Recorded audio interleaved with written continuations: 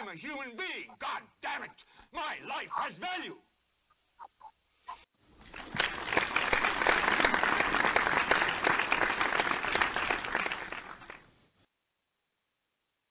Welcome back.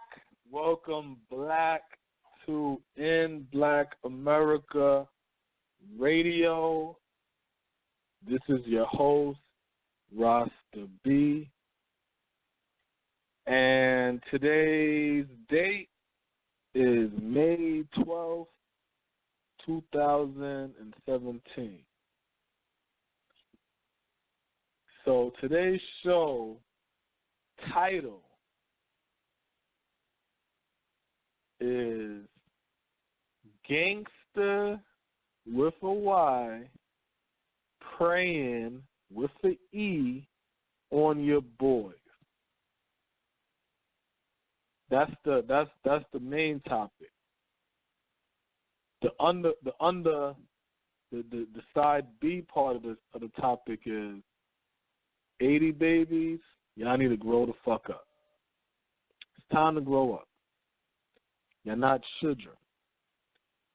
It's time to grow up and pay attention to what's going on around you, what's going on in your society. Too many of us, born in the 80s, is walking around here acting like we still young and popping, elders now. We are adults. We are what the youth, the 20-year-olds, is looking up to us. We should not be indulging in the shit that they're doing. We're supposed to be correcting them from their mistakes. So we don't get on y'all too. The way this thing is set up in Black America Radio, this is a show where me and my co-host Smoke, we're both from Brooklyn, and we're going to talk about black affairs, issues that's dealing with black people in Black America and around the black globe. Because what's happening in America is happening in the islands, it's happening in the UK, it's happening in Black Latin America, in wherever we at around the world, in Africa, China, Russia, wherever we at, we dealing with it. So earlier parts of the show, you can feel our vibe was on one wave where we dealt with topics ranging from information, chemicals that's in your foods, chemicals that's causing males to turn into females. Frogs, so meaning it could happen to the human being also. We spoke on different things we can do to improve our children and to help develop them, like putting them into STEM classes and things of that nature. Then we go into the topics of different black ideology, like the Hebrew Israelites and the whole Christian mind frame and just the thought process that we have, the narrative. And then we went into the political realm to explain how and why Trump was going to win while the whole political realm was still going on, while everybody else thought Hillary was going to win. And now, because I said that Trump winning needs to happen to keep black people focused. We're supposed to be working on ourselves. We're not supposed to be worrying about what's going on outside in this white world. Now we're going to go, we're talking about ourselves now. And in this show, we're going to be talking about gangsters with a Y. In particular, a story about a dude out here in Atlanta named Antonio Lamar Banks, who is sexing boys into gangs, gangster disciples. We're going to speak on the 80s, out my generation. You see what I'm saying? Of that generation growing up and where we at mentally and what we should be doing and things we need to stop doing. Like, this now is all about how we need to fix what it is that we're doing to correct ourselves. So before I go any further, let me go ahead and bring in my co-host, Smoke. Smoke, are you there? Yeah, what's good? What's good? What's poppin'? I'm trying to time it and shit. I was like, man, it's all G. It's all G. Yeah, man. Yeah. Yeah, I had to do a little reintroduction of the show because, you know, we're coming into the third installment now of personal development. You know, I was just speaking on how we just came out the political realm. We came out from the earlier show when we was talking about, you know, the different, you know, cooning and the rappers and how they cooning and the similarities with that. You know what I'm saying? And a lot of information we was giving out in the first part of the show last year. Once we got into the political part of the show, the end game was what? Trump being in office will keep black people focused, and we should be building ourselves up. But you peep game, right? You peep how when everybody thought Hillary was going to win, the movement was buy black, support black. You know what I'm saying? Everything was champion black, black, black, right? On the mainstream level. Then when Trump get into office, now it's resist Trump, resist. Wait a minute. Why are we not still focusing on black? On the mainstream level. And that's why we have to watch them because, yeah, they fake. They're not real. This is a game to them. But we really, as black people, need to worry about creating and building, again, an economy because that's the only way we're going to be able to strengthen ourselves here in America and around the globe. Go ahead, Smoke. Shit, we ain't got no choice. It's like we can fucking, you know, beat around the bush. But, I mean, the condition that we living in, you know, they not getting no better. You know what I'm saying? It's like from all of our lives, the talk been the same. You know, the conditions of black people been the same. And I'm pretty sure every black person that's living right now could say the same shit. You know, so in order for us to even get up off the rug, get out the mud, you know what I'm saying? We're always coming from the dirt, the bottom. Then we gotta have an economy. We gotta put something together. So, I mean, it's either, you know, we deal with another 100, 200 years of this same shit, or we get off our asses, you know what I'm saying? So, that's really what it is at the end of the day. See, this is where we at. The question is this. Teach a man to fish or give a man fish to eat, right? So now, here's the third part. This is the part that black people created. Well, I don't want to say that we created, but this is the disillusion that we're under, I should say. Teach a man to fish, give a man fish. Now, what do that mean, Smoke? And before I tell you the third part. Teach a man to fish or give a man fish? Mm-hmm. I mean, it's either eat off somebody else's hand or eat off your hand. So I'll take it. Okay. Now, what is this? Now, the third option. What if I work for the fish that you give me? What if I work for that? You understand what I'm saying? That, like, you understand that mind fuck? No, I feel it's teach a man to fish or give a man fish. And we are under the disillusion of I would work for that fish that you're going to give me. So your ass still don't know how to get the fish on your own. But you think it's different because you work for that fish.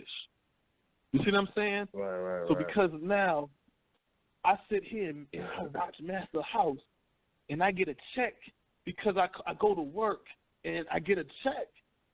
You know what I'm saying? I'm not no slave. I work for my check. But what you? Huh? That's not sufficient. You're still being given something, but you just saying you're willing to work for this man for your handout. That's it. But it's still a handout. And that's the disillusion that we under. That's why when you tell black people we need our own economy, we be like, huh? What you mean we need our own economy? we in the economy, nigga. What you talking about? We not in it. Yeah, I got money in my account. Nigga. I'm living good, nigga. What you talking about? And it's like, and it's hard to break that through to black people because we're under the disillusion because that's all we know. Work for white people. Work for white people. Work for white people. That's all we know. You see what I'm saying? We don't even plan for our children. Why we don't plan for our children? Because during the time of slavery, when you had children, the white man said, he going to go out here in the field. She going to go out here and do this. We're going to put her into the breeding farm, and we're going to put him over here doing this. You see what I'm saying? So you ain't never put that towards your child, what you wanted to do for your child. So now, when we go into the Reconstruction era, where these black men and black women now is carrying on in the economy, we was able to pass something on to the child. But then that's when the cracker came and burnt down our shit. So then that fear now got us working. And then we say, hey, we're faring a little better with this work thing. They're not really, we want to work now. So now we're working for white people. They even said there's an increase of black workers in the United States. Like, there's black people that's out here working. You see what I'm saying? Like, out of all the minority groups, they said black people out here working. So don't let any of the stereotypes fool you. I wish I would have kept that story. I didn't really care about it that much because I only don't care about it because I never believed the myth that, blacks don't work and all kind of shit like that. I'm like, shit, I don't know a black person you know that don't work. Every black person I know works. Yeah, you gotta work. What I'm saying? So, you don't have any. You gotta work. Shit. You gotta work. Good. So it's like, damn. So the whole point I'm making is that's why you can't understand as a black man, as a black woman. If I say to you, we need an economy, we got to build our economy, you don't understand that because you thinking you're in an economy when you're not. You're just a workforce. You're no different than the Africans that jump on the boats to float over to Italy and drowning in the fucking Mediterranean and shit. You know what I'm saying? Looking for fucking work and shit. You're no different than that. You working there, and you're not going to say to yourself, oh, I'm in the Italian economy. No, you're not. You're a legal immigrant. You see what I'm saying? Right. That's how you have to. That's how we should be looking at this, but we don't. You see what I'm saying? We don't. So what happened is we don't realize how that weaken and keep us vulnerable. So now it goes into the gangsters preying on the boys and shit. They get weak and vulnerable. So now these crackers now, they always going to monitor us, black people. The reason why they're going to monitor us is for one reason and one reason only. We are their competition because we both came to America. You understand what I'm saying, Smoke? Right. We both here. Even the Moors who want to say that they not from Africa, they was originally from America and all that shit like that. Even their story is correct. You dig what I'm saying? Even their story is correct. So guess what? When the Pilgrim came, there was black people here, and the Africans they brung over was black peoples here. We all built this motherfucker. So that's why they really keep their eyes on us, because there's only supposed to be two economies in America, a black economy and a white economy. when immigrants come into the United States, they're supposed to go into a black economy to work or a white economy to work. When you have the Democratic Party, that's supposed to be backed by a black economy, black think tanks. You dig what I'm saying? The Republican side is supposed to be what it is, backed by the white society, the white think tanks, the white media, the white millionaires and shit. That's how the Republican side is supposed to be. The Democrats and Republicans are supposed to be fighting for economies. That's what they're doing. We don't have an economy. We are sharing an economy with white women and weirdos. That's who we share an economy with. We share an economy. This is the two economies I guess they're trying to build right now. A white man's economy and a white woman's economy. But I know damn sure in politics, it's white man versus white woman. And black people just sitting in the background. Nancy Pelosi telling big-ass grown black men, and make sure you say you a Muslim. You know, I was a Muslim. Like, shut up. You know what I'm saying? Like, it's embarrassing. Sing, little niggas. And you got these black women. This land is your land. This land is my land. And I'm just like, wow, she just, like, that shit is just crazy to me. You know what I'm saying? That we just puppets for them. And we don't get it because we're comfortable. We're comfortable being up underneath them, right? Now, in this comfortability, what happens is you end up becoming them. You end up picking up on their ways. So now, we in a position now where the majority of these white people done locked up, murdered the black man, and pretty much made the black man an endangered species within his own race. How that sound, Smoke? That shit don't even sound real. It don't even sound like it could be real. But if you think about it, that shit is fucking crazy, man. That shit is black crazy. Man like, is how the hell you can... an endangered species within his own race. This shit is like, we don't understand the seriousness of the shit. We brag about how much fucking women outnumber men. Like, that's something to brag about. How are you bragging about your demise? Only people who mind is messed up, who seeing backwards, would see joy in being outnumbered by women. And then these silly-ass niggas, yo, outnumbered by women, right? And then follow a doctrine that tells you that you're supposed to lead the woman. Lead the woman where? You have no economy. You have no numbers. You can't even protect the woman.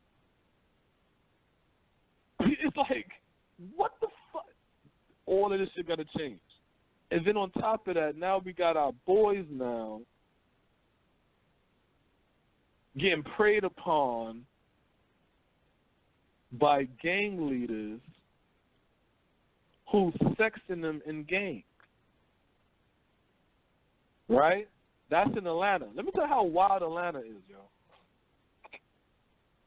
Right now, there's an investigation of a Dekalb sheriff who was caught in a park out here called Piedmont Park, which is like, that ain't, any parks at night is suspect. But Piedmont Park, if you caught in Piedmont Park, that's like, nigga, what you doing in Piedmont Park? that's where all the sissies. That's where the fun happens for the sissies. You know what I'm saying? So this dude, this sheriff, the Dekalb County sheriff, he's in Atlanta. They catch this nigga naked. He running from the damn police. A sheriff. You know what I'm saying? He out there in the area known for that bocce shit. And now he in an investigation and shit like that. And they trying to see, they trying to see, or, investigate or whatever like that. So that's the sheriff. Right. Then, not too long ago, maybe a year ago or some shit, they had the case with the boy that shot the councilman out here, or the alderman or some shit. I'm going to find that story. Yeah, where he shot him, and he said, yo, this nigga tried me sexually. You see what I'm saying? And they like, oh, no, he was married and all kind of shit. What the fuck this old nigga doing with this young boy? Going to Waffle House with him. You know what I'm saying? Like, get the fuck out of here, man. It's a lot of funky shit that goes on. So it's like, that's me putting it out there, but now we're going to build on that shit. Go ahead, Smoke. You got anything I say? I'm going to look up some of the shit. I was trying to put together, I was looking up, trying to look up some stuff, but like earlier, while you was talking, you spoke on like, we being comfortable, as people, and like we pick up on their ways. You know what I'm saying? They're just cool with exactly. So while we, like for anybody who, just to give like a little background on like, me and you or whatever, just our process. You know what I mean? Like a lot of times we'll have, conversations before we do the show, whether it be the day before, the day sometime during the week or whatever. So during that time, we figured out what the title was. I just started looking up different stuff, like, relative to, like, gangs and, gang initiations, gay shit or whatever. And so, like, I found this article, and I ended up keeping it or whatever, and it's talking about the mafia. And so it was funny that you said that we pick up on that way. So this the title of it was Italian boys having gay sex was common in feeder gangs for mafia families. And this is like a random article I found from 2015. It was bitterqueen.typepad.com. So anyway, it goes in and says Genovese soldier David Patillo in his early teens were reputed to be a fairy, according to FBI files. And apparently gay sex was prevalent among adolescent boys in street gangs of Italian neighborhoods. So they go on to say in the book, 1962 book, All the Way Down, The Violent Underworld of Street Gangs, the author Vincent Riccio writes about his work during the early 1950s with street gangs, including the Gowanus Boys in South Brooklyn, in which the mafia recruited, and he notes that they had frequent relationships with homosexuals. And so they go on to talk about the the Gowanus Boys and how they got into fights and so forth and so on. And then they said that in there they were speaking on them, how they would hang out at like neighborhood candy stores. I guess that's where they little center for everything, with the gay shit. And so they had what they call was rolling homosexuals. And so what they would do is like they would lure gay dudes there and rob them. But they would say the common practice was to actually engage in sex with the dudes. So they would come in, do their little gay shit, and then they rob them. And so that was like one of the activities for like for the younger dudes trying to work their way up to being the big bosses or whatever. This is what a common thing that they did. And so they were saying that they called it fag rollers. And so it was funny that you said how we pick up on their ways. So a lot of most of the shit that we doing, this ignorant shit, it stems from us wanting to be in the likes of our oppressor. You know what I mean? We want to follow a God that looks like our oppressor. We want women of the oppressor. We want to wear the clothes that they wear. It's just like we want to be like them. And so it just transcends, it transforms into all ways of life. You know what I'm saying? So that's crazy. No, the funny thing about that is how New York is just like how these youths now is all on the whole Migos,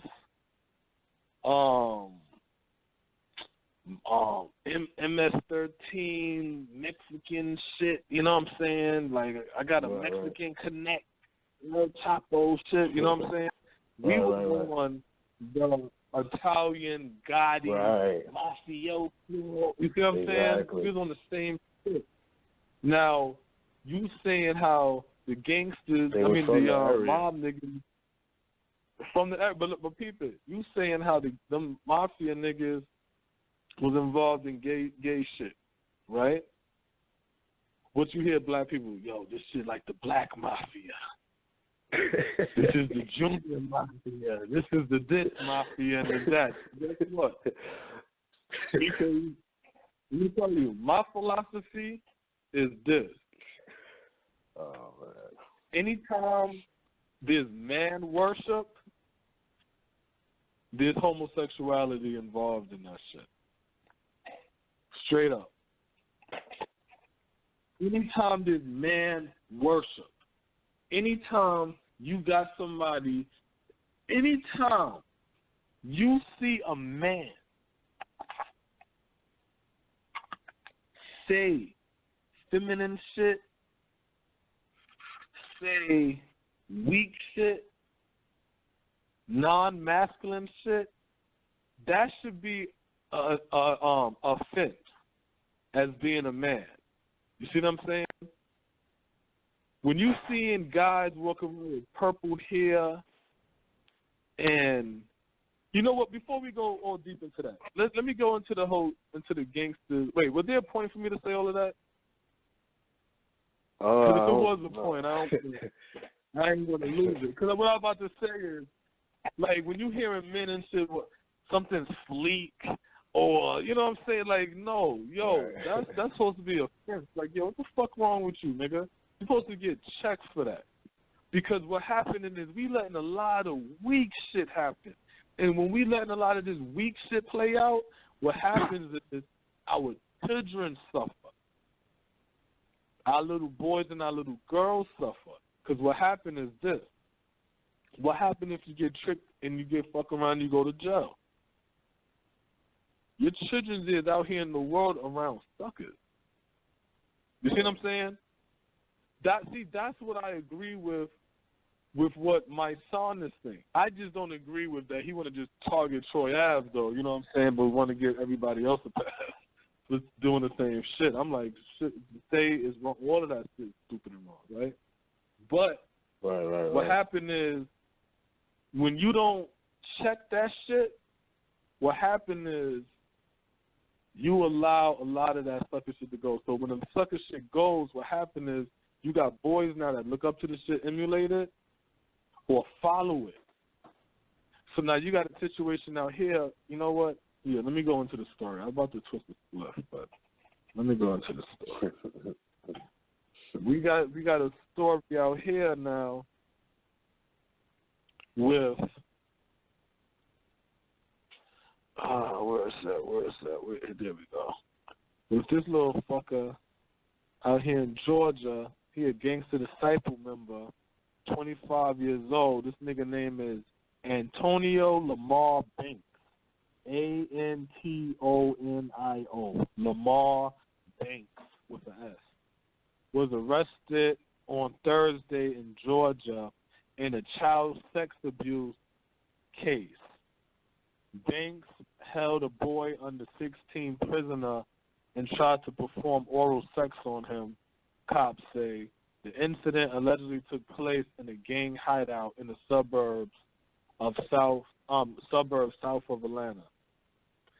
So they like The suspected Gayngsta Disciple member was arrested and charged in a horrific child abuse case believed to be tied into a gang initiation. Antonio Lamar Banks, 25, was arrested on Thursday on felony gang battery and child molestation charges in Lithonia, Georgia, in what police say may have been a despicable case of sexing a member into a gang. Banks and a gang accomplice are accused of holding a boy of unspecific age under 16 in a gang hideout in a small town south of Atlanta and attempting to perform oral sex on him, arrest warrant say. Banks and another juvenile held the victim against his will after he tried to run from them while being initiated into the gang. A detective wrote in the warrant, the Atlanta Journal-Constitution reports. The victim may have been a willing participant until oral sex became a part of it. The alleged accomplice had not been identified because he's a juvenile. The charges stem from two separate incidents in February and May of last year, according to police booking dates. Yeah, so that's this nigga, right? Y'all could look him up and look at his face and all that shit. His name is Antonio Lamar Banks. I'm going to make sure I put that fucker's face on the YouTube show when I post this up on YouTube. So this nigga over here, you know what I'm saying? This a little sissy nigga. So, see, what we don't understand is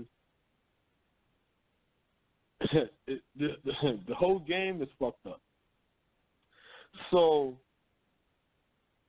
these niggas join gangs because there's strength in numbers.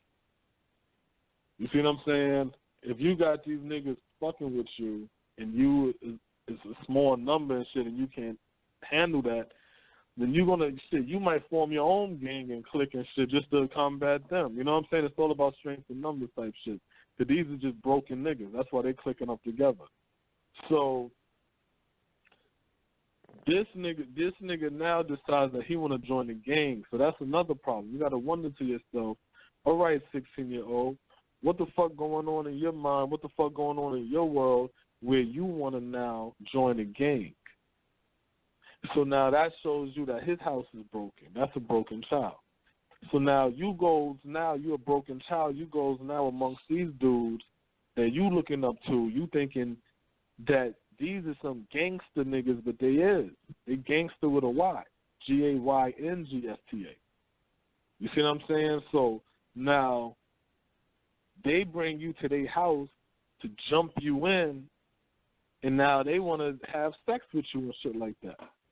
So now you going through a fucking situation where you about to get raped. Pretty much I should say, like they about to penetrate that nigga, but rape in the sense of you know what it feel like for niggas to hold you down on some sexual shit. You dig what I'm saying, Smoke? And you 16 years old. Like if a nigga be like, yo, so what you did last week, nigga? It's like, don't ask me that. I don't think about that shit. You know what I'm saying? Like, fuck. Why you don't fuck with them niggas no more? Oh. Fuck them niggas, yo. Right. Fuck them niggas. Well, what we gotta understand is that it's a real shit. You know what I mean? It's like you look at the case that you mentioned in Atlanta, and you know it's like, okay, well that's Atlanta. Atlanta's all this crazy, you know, the gay capital and so forth and so on. But you look at the dynamic of gangs and you know youth that's running the wild. That dynamic exists everywhere. And so, you know, that creates those situations. And so, what you going to say? I'm about to say, but you know why, though, right? All them niggas, yo, when you go to jail, you know what happens when you live in that thug life shit? This what happens. You gotta climb. You climb up the ranks. You climb up that up the ladder. And you go through your fucking detention centers and your juveniles. What you think happening in them cases? all them niggas ain't winning. Before them niggas turned hard rock and all kind of shit like that, them niggas was young. Everybody don't come out a winner. You know what I'm saying? But that don't mean everybody stopped fighting. So now you got these niggas going in and out of jail and shit like that. You mean to tell me ain't nobody try you? You trying to tell me that shit ain't nothing? That shit ain't changed you no way, like nothing? You back and forth in there? You back and forth, back and forth, back and forth, back and forth. Fuck out of here. You see what I'm saying? So now, the same thing with the Italians. You see what I'm saying? You get locked up and shit like that. Them fucking black dudes inside there break them little Italian boys and shit. Send them back to goddamn Bensonhurst and shit. You know what I'm saying? Remember that they had an episode of that on Oz when out of BC. That was a famous episode when out of BC ran up an Italian boy. And Italian told the fucking Italian like, yo, don't tell my dad. He was like, don't tell my dad. How the BC ran up in that Italian boy with the fucking headphones in. That nigga fucking jamming and shit. You know what I'm saying? So it's like, that's with the reality. hat cocked to the side. Out of BC. Yeah.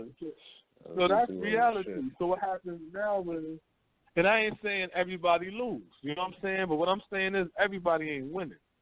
So then when these niggas come out now, they out. But now they still, you know what I'm saying, they still doing their little thug shit, though. But that's why they keep the young boys around them. Yeah. So now your like, boy is sustainable.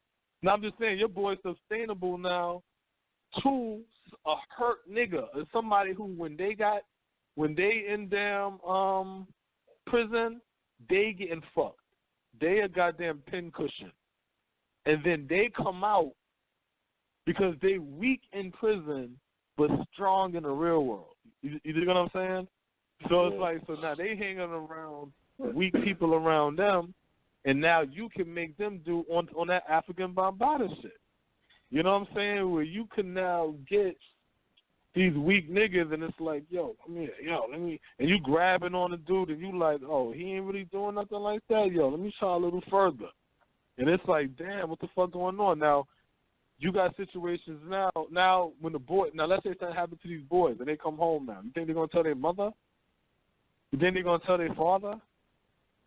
You see what I'm saying? Like, so you wondering why your child's so angry. Why they so angry? Why they popping pills? Why they staying high? You see what I'm saying? You don't even know. It's some predators. You think you got to watch out for your daughter? Yo, go ahead, Smoke. Let's put this clip with them. No, I was just gonna say that's like Aaron Hernandez. You know what I mean? He's like, he was into the sports shit, which, there's a lot of male testosterone there, a lot of locker room shit. But even further, he was a gang member, and so you look at like, the crimes he was doing, you would associate that with. Like machismo, he was shooting motherfuckers, doing all type of crazy shit.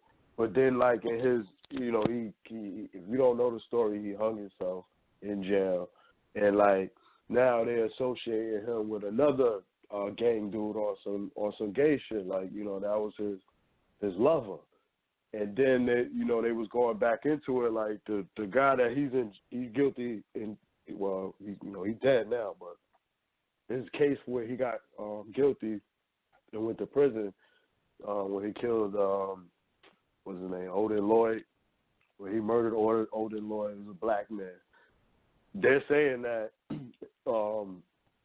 they're speculating that his murder was over the fact that he knew Aaron Hernandez was gay, and that they had a fallout. And he was thinking that he might out him to his wife, which they was dating two sisters. And so you got that whole realm of mixture of shit with, homosexual activity, gangs, violence that comes along with it. You know what I'm saying? And it's like you listen to the average average black boy in the guy. Wait. Also add in European activities that displays strength and masculinity. You see what I'm saying? Like your sports and your the military and, you know what I'm saying, all of this, you know, extra. Right now. And it's like that alpha male and, all of that shit. You know what I'm saying? It's like police officers. And why is all of these shits that's which I personally believe is man worship, the church, you see what I'm saying, all breeds homosexuality. Like, that's why I keep saying that our role is not patrilineal. Our motto is matrilineal. We're supposed to honor the woman. You see what I'm saying? And when I say honor, I don't mean, and don't look at the woman now. I think that's what fucks up a lot of guys' head when you say that. When you say, yo, we got to build that black woman up, man. They look at today, right now, and you're like, man, fuck her, yo. I ain't about to build her up, man. Kiss my ass. You know what I'm saying? But I ain't talking about her. You know what I'm saying? I'm talking about if you got a daughter. You know what I'm saying? Like, you have to say, you got to let her know, like, yo, you're not like these other girls out here. You something different. You know what I'm saying? Because we have to raise different quality of children to better our generation. Because if we have strong quality of men and weak quality of women, or strong quality of women and weak quality of men, that's not a balance. All that's going to do is destroy each other. We need that black woman to be risen up, and we need that black man to be risen up. And that's how this shit, and that, like, mentally. And when I say mentally, that means when that black man tell that black woman, listen, we got to cut back and save some money because he might be good with the funds, she like, cool, let's do this. Not, man, but I want to watch Real Housewives of bullshit. You know what I'm saying? Or if she like, yo, you know what? I want to go to school and for higher education or get some degrees, or I'm you know, the kids now is all in school, so I'm ready to work. And then, you know, he can't sit there and, no, well, I want you to be home. And no, yo, she's trying to bring more bread in. You got to understand that, yo. Let that shit work. You know what I'm saying? Look at a bigger picture. You see what I'm saying? Like, we got to stop going to war with each other because all of this, at the end of the day, affects the youth. You see what I'm saying? And in particular, we're talking about the boys, right? The reason why we're talking about the boys because we always talk about people preying on the girls. But when I tell you some of this shit that goes on with boys, especially boys without a father, which I'm going to speak on my own personal shit because I grew up with no father. Yo, it's fucking crazy. That's why I be looking at my sons and shit, and I be talking to them, and I be like, listen, man, you got, you know what I'm saying? Because it's like, yo, I already know how it is out here. You see what I'm saying? Let me ask you a question, Smoke. Since you grew up with a father, have you ever felt any of that weird energy from men? Having a father? Like yes, not. Homo shit? Hell yeah. Like, not being around my father, Homo, you know what I'm saying? I'm talking about all perceived. Because, see, me, because I didn't grow up with no father, any and everything I thought was funny. Just like we were talking about Luther Vandross. I never knew Luther Vandross was gay when I was young. But when he came out with Dance With Your Father, I did think that was pretty weird. Now, I thought it was strange because I didn't talk to my father, but at the same time, I didn't like Tupac's Dear Mama, you know what I'm saying? Because I didn't talk to my mother. So those mother-father songs, them Will Smith, just the two of us. I was just like, you know, I ain't like none of them shit. You know what I'm saying? Like any of them sentimental shit for your parents, I didn't fuck with that because I didn't fuck with my parents. So I didn't, even though I thought this song was weird, I didn't know I still didn't think it was gay. So that's what I mean, like that weird energy where you might be like, damn, why does everybody want to hug somebody? You know what I'm saying? But then later on you might find out something weird. But at the time you ain't know, but you just knew like, yeah, this nigga weird. Yeah, like I never really weird. like like the time I like being around my pops, and when I say being around my pops, like actually living with him, like before I went to college and shit like that, I never, had no, like men that be around like that. You know what I'm saying? My pops was like the abrasive type cat. He like, what are you doing? He looking at everything crazy. So like, even like we be in the crib, like, cousins and all of us, we got our shirts off. My father was like, yo, wait, I got to. He like, yo, what's wrong with this? You know what I mean? He bugging, but when you think about it now, it's like you see that a lot. With a bunch of niggas, little niggas, they got their shirts off and all this, but it's no female energy nowhere around. So you see like little things like that, but he will always be like, all of that laying down and y'all no, y'all, you know what I'm saying? Anything, he would be like, you wouldn't see none of that. Then like going to college, you know what I'm saying? Like shit, you done seen, like, and I ain't never really had no direct pressure, you know what I'm saying? But you done seen like just like motherfucking professors that's flaming, you know what I'm saying? And they extra nice to you, or they want to have you come to the meetings and all of that, you know what I'm saying? I always the person like, I'm not doing that. I take my test. I'm trying to get out. I don't want to meet for nothing, you know what I'm saying? But like at the time, like in the time frame, it's just like, what I'm talking to him about, you know what I'm saying? But I could see someone else having that interaction, you know what I'm saying? Like coming in, he wants to get, you know what I mean? It's like, I can't say I necessarily thought it was weird, but I knew Duke was gay, so it was like, if he ain't gay, he come off gay, so I'm going to talk to him about, you know what I'm saying? But I wouldn't say it was like some direct pressure, you know what I'm saying? But you see that happening, you know what I'm saying? You can see a weaker kid who need direction, especially like in a college atmosphere, because parents, there's no parents there.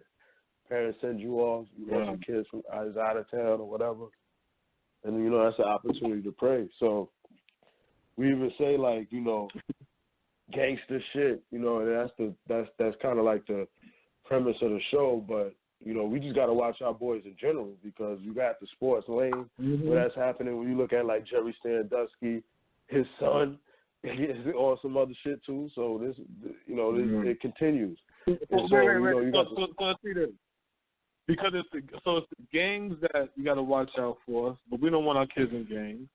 You got to watch out for the sports with the Jerry Sandusky, but at least stay safe in school, right? And like in college. You got to watch out there. With the brotherhood. Oh, man. Well, I got to watch out. We done heard about the fraternal stories and the sexual hazing, and you saw the was a Mega Sci-Fi earlier this year where someone snapped a video inside of a conference or whatever you want to call it, and they all walking around in the atmosphere that I was just talking about when my pops was talking shit, no shirts on, but these dudes got their asses showing. We ain't want to do shit like that. They got their asses showing. And so I can speak from, and I put this on my son. I can speak to this personal shit. Going to see my homie one night. He stayed off campus. It was me and a couple of, me and maybe Chuck or somebody. We rolled into his crib or whatever. So, they like kind of like in some row apartments. The doors is kind of like next to each other, and you park on the street. You know what I'm saying? So where his door was, it was cars parked all the way up to someone else's door. So we pretty much just rolled up behind that last car, and we're gonna walk down to his crib. As we pulling up, it's nighttime, so as we pulling up, the way it was, they're kind of close to the curb or whatever. You could probably see the lights pulling up. It's dark nighttime, so you could see somebody come, like, go past the curtain or go past the shades or whatever, come open the door. I'm parking, so I'm not really paying attention to it, but I see it. Yo, Duke bust the door open, and it's a bunch of naked niggas in there. Nigga just slam that shit back. I'm just like, yo, you saw that shit? I'm like, yo, you saw that shit, yo. I'm like, yo, get the fuck out of here. You know what I'm saying? So when I'm telling my mans about it, I'm telling my man Brock, he like, yo, them fucking Q Dog, nigga, stay down there and shit. I'm like, nah, y'all like, yo, word to my mother. The nigga came in and shit, he had a robe on and shit. You could see the other niggas, or you see his skin behind him. Even the other nigga had the robe on, you know what I'm saying? Looked like he was Bucky up under there, had some little, like, dog shit on his neck. Little dog collar or some shit. You know, that shit was like, I'm like, what the fuck? I'm like, yo, get the fuck out of here. And that was one of the main shits where it was like, hell no, I would never do that shit. And I can't remember what year that was, you know what I'm saying? But I had a car then, so that had to be like my junior year, at least, or some shit. Some shit. So, I mean, that's what I'm saying. Like, shit is real out here. These are shits that's out here. These are shits that we force our children on. Because another thing is this. When you got black mothers that's single and they got boys, and then they out here looking for men to have, so their boys can have a father figure or a man in their life. No, you might be inviting a wolf into your house. You see what I'm saying? And that's why I feel like we got to stop telling the black woman that she can't raise these black boys. Yes, you can raise the black boys because the black boy came out of you. Anything that come out of you, you can raise up into greatness. You know what I'm saying? Like, that's a weird concept. That I can't raise a boy to be a man. Then don't raise him to be a man. Just raise the boy up. Raise the boy up. Give him the nutrients and the tools that he needs to make it out here. But guess what? You can teach him to respect women. The parts about him being a man, he gonna learn bits and pieces and remixes and bump his head and figure that out so he could be a man to his child. But you could raise them up to respect women, because I know a lot of women that talk to their sons about women disrespectful, calling little girl bitches and all kind of stuff. They saying that to their sons. Their sons is listening to their mama. Yeah, that's real disrespect. You know what I'm saying? Little girls and shit like that and women. So then when the boys grow up with no father, now let's do the whole science, Smoke. The boys grow up with no father, right? So they grow up with no father now. They mocking their mama. Just like when you see these little girls walking around here and they and you like, yeah, I just saw it. It's like, what the hell is wrong? These little girls are emulating their mamas. These little boys are emulating their mamas. So when they grow up now, these is little girls that's emulating their mamas and little boys that's emulating their mamas.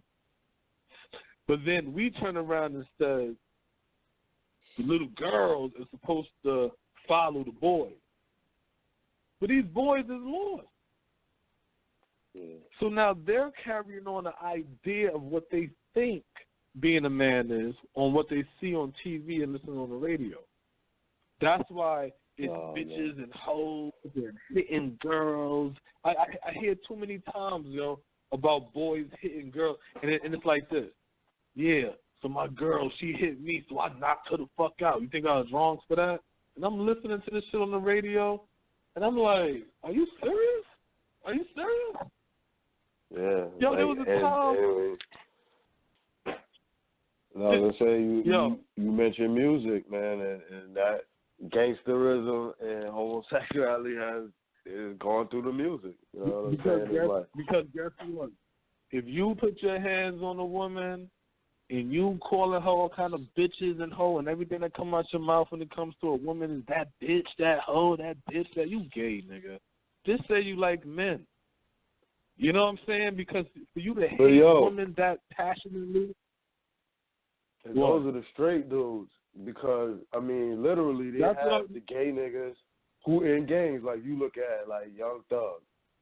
Come on, man. All Young Thug ain't say is that he gay. This nigga wearing dresses, he calling niggas his bae, all of that stupid shit.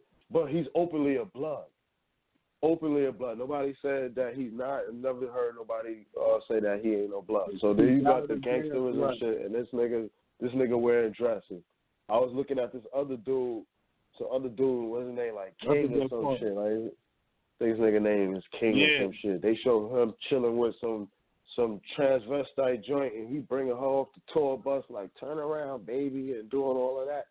But he another open blood nigga. You know what I'm saying? And it's like I'm pretty sure it's mad other examples and shit. But it's like these dudes be open quotation mark gangsters, quote unquote gangsters, openly be doing not only feminine shit but gay shit.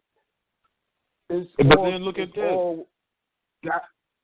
That's who's influencing the boys. So now the boys think bleaching your hair, making your hair pink, and wearing tight pants and fucking glitter, all of that. No, you being a target for gay niggas.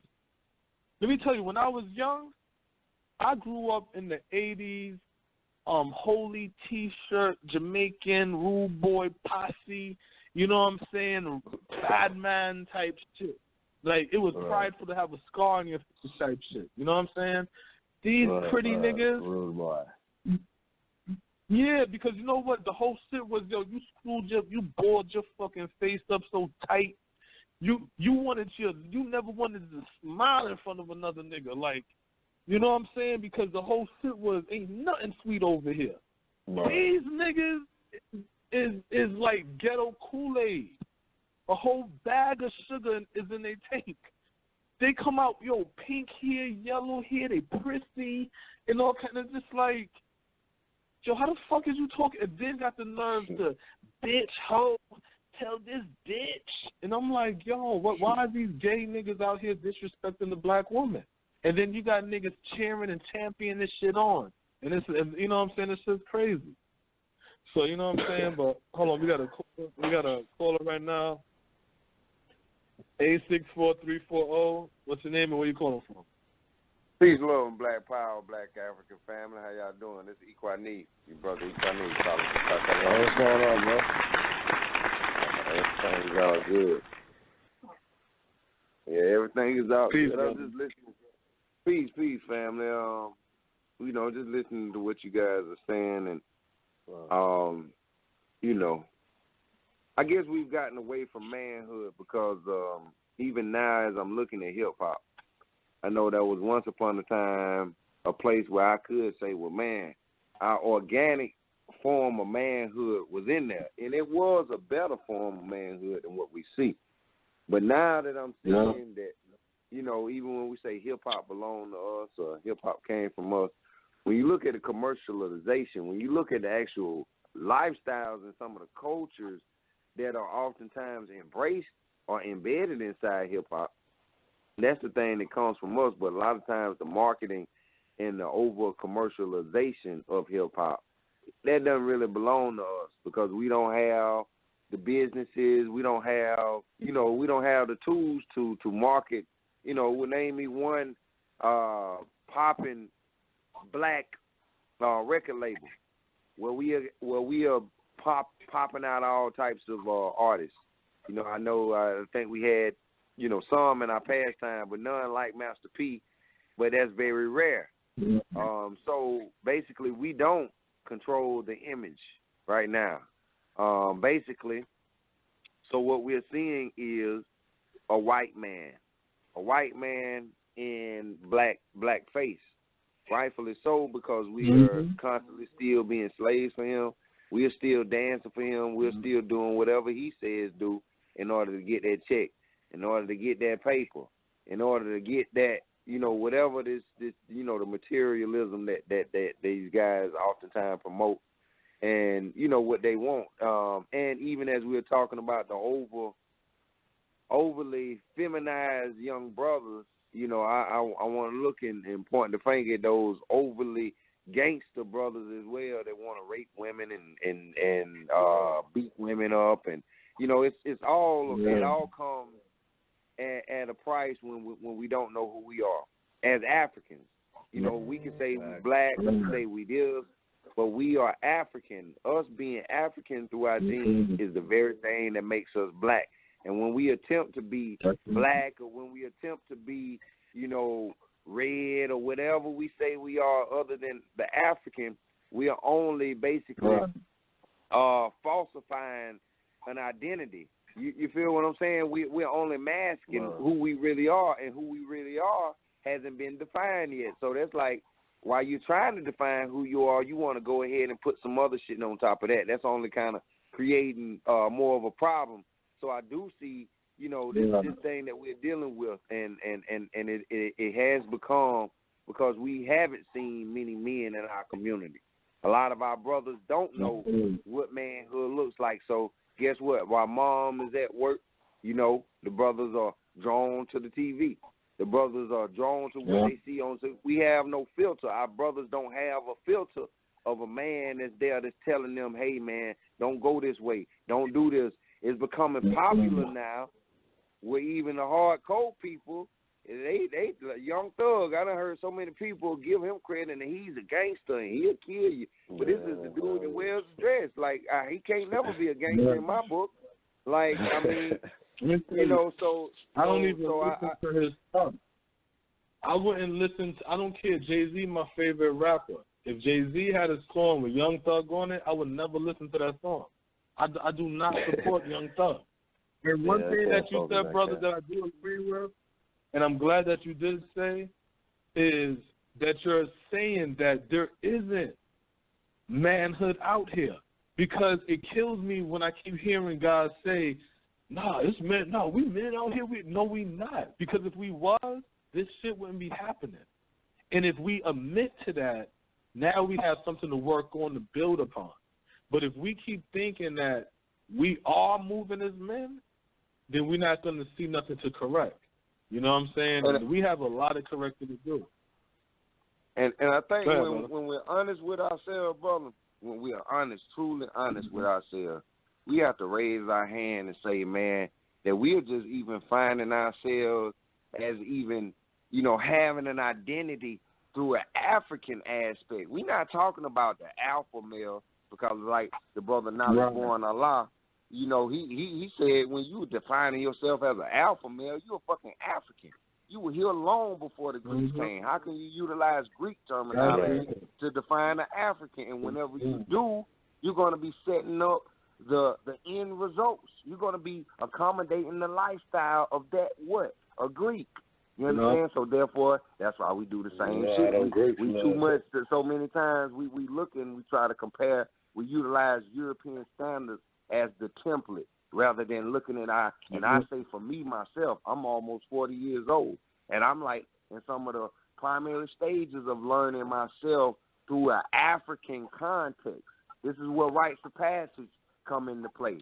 You know, where little boys should be groomed. You know, little girls should be groomed on what to do when they're around. You know, that is very important. This is something that has been important to us in our culture. But now we're looking to do all this stuff for black people, but we don't know what our culture was, so we aren't embracing the things like this, rites of passage, that are very important. So therefore, we have in the case of, you know, there's no checkpoint. You know, so therefore we got a lot of quote-unquote men running out now that say they men, but they acting like little girls. They say they men, but they acting like little boys. They say they men, but they act like big women. You understand? Rather than accommodating what true manhood is about. So, like I say, as we celebrate that, and also, you know, looking to put down that stuff that is not good for our people, man. And like you say, the feminization, the dye on the, I'm seeing everybody want to have dye on their dreads. It was good to say that, hey, man, brothers are going to their natural. Brothers are rocking the dreads, but yeah, we couldn't rock them dreads for 10 minutes before we had to put blonde dye in it. And now, this is what we're going to. This is only a symptom of when we haven't, you know, structured the inner quality. You know what I'm saying? The inner culture. Like whenever we don't work on the inside, regardless of how it is, we're gonna be right back here. That's right. And the funny thing about the whole dread thing is, I saw that. I'm not gonna say I saw the color stuff happening, but I've seen a lot of the funny shit happening because I'm a Nyabingi Rasta, you know? So my whole thing when it came to dreads was you're supposed to just let your Nazis grow. But when I started to see them do the crimping their hair and twisting their hair into the barbers to get it retwisted, that's when I was like, yeah, this shit is getting this thing is getting pretty feminine. You know what I'm saying? Like, why are you guys going to get this? Yeah, I see that shit. Why are they getting crazy? Yeah, that's so strange. But yeah, I appreciate the call, brother. I'm about to go put on. I'm about to put on the T. Rogers document. Comments I want to speak on, because this brother here is going to speak on the blood, on the blood. This is T. Rogers. And that's what's the difference. There's only three things out of T. Rogers' mouth. There are only three things in a gang: cowards, kids, and homosexuals. 75% of all California prisons are SNY, special needs yards, which translates into PC, protective custody, that transfers into Park City. And those homosexual gangs are more vicious than the traditional gangs. They have to be to keep the traditional gangs up off of them. It blew me away, that short time that I spent incarcerated, because the big homie would say, "Where you from?" And you would tell him. He said, "Man, I got you, man. Hey, little homie, don't even worry about it. Come on in here, share with me. I'm going to give you my body here, man. Share with me, bump with me, and I got you." And he really messed at it. I mean, the screams that I heard at night, and a boy who thought he was a man would go into that thinking, but scared as hell. They're scared, but them gates racking, and you hear that steel against steel, and it closes behind you in the middle of the night. You cry like a bitch. So that's T. Rogers. He said the three people that's in the gang is what? Coward, kid, and homo. The dude Antonio Lamar Banks, he's a gangster disciple. So he said, the brother T. Rogers said in this clip, that the homo gang was the more vicious than a regular gang. They was more vicious. So when you see these guys out here and they killers, they out here shooting up the whole fucking block. These niggas is fucking ruthless. Them niggas is probably the biggest sissies, y'all. And that's why they so emotional. They out there peeing messages. But we don't recognize it because a guy did. No. They traumatized. But what I'm saying is that energy that we see, that's not masculine energy. It's not masculine energy for you to see another dude and you like, oh, who that? You know what I'm saying? Like you shaking, you rolling your neck and all that, and y'all pull out y'all guns, shooting at each other and all kind of shit. That's not masculine. You see what I'm saying? That's not masculine. This is masculine. Masculine is two brothers got an issue with each other. They walking on the block with their woman and their kids. They see each other. They stop and look at each other. And then they both give each other that pass and walk past each other. That's masculine. Because you understand the repercussions of your action. You see what I'm saying? Masculine isn't the whole on-site shit. On site. That's woman shit. When I see that bitch, that's woman shit. When I see that bitch, that's woman shit. That's woman shit where you walk in someplace and she getting all loud and you like, yo, calm the fuck down. You know what I'm saying? That's woman shit.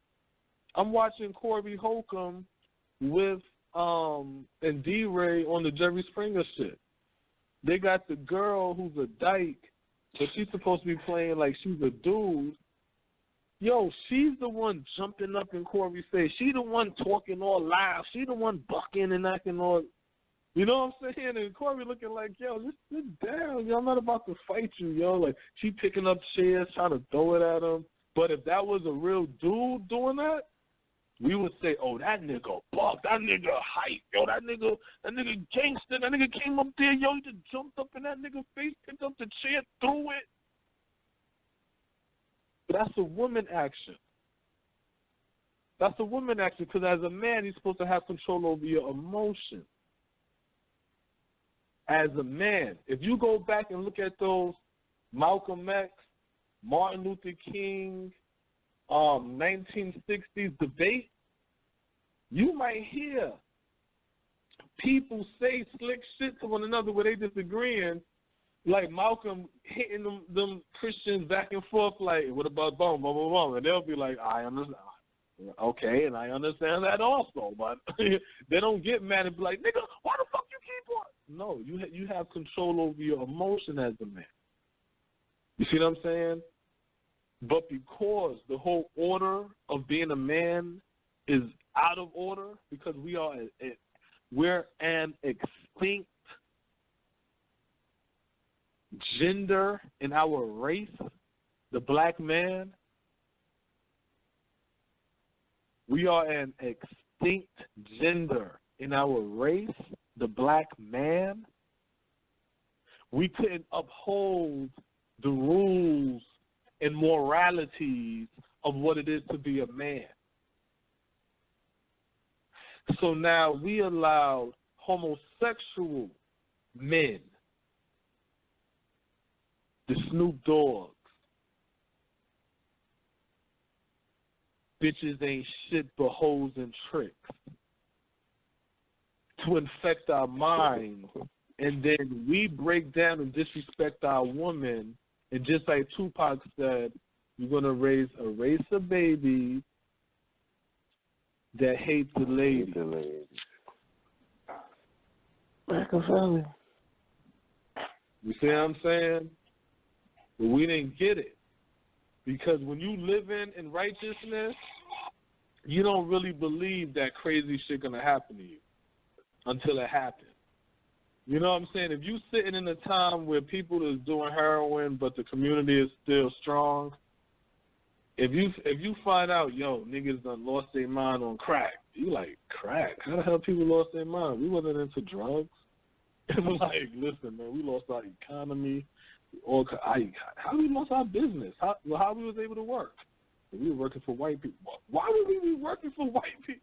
That's what black people back then would be saying now. It wouldn't even make sense to them what we're doing right now. And our sons is dressed like, what? Homosexual? What you mean? What is that? Who like girls eating pussy and guys fucking God? What the hell? What you mean? How that happened? Because this is not us.